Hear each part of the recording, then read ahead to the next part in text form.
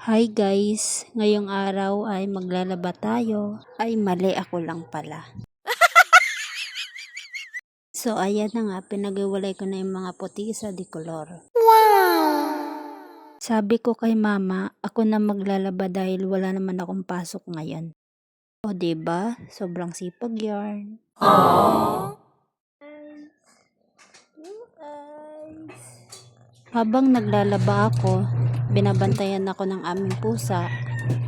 Ang tagal ko daw maglaba.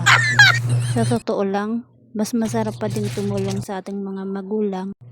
Sabi nga ng iba, hindi sa lahat ng pagkakataon ay kasama natin sila. Aww. Mas maganda pa rin yung may alam ka sa mga gawaing bahay.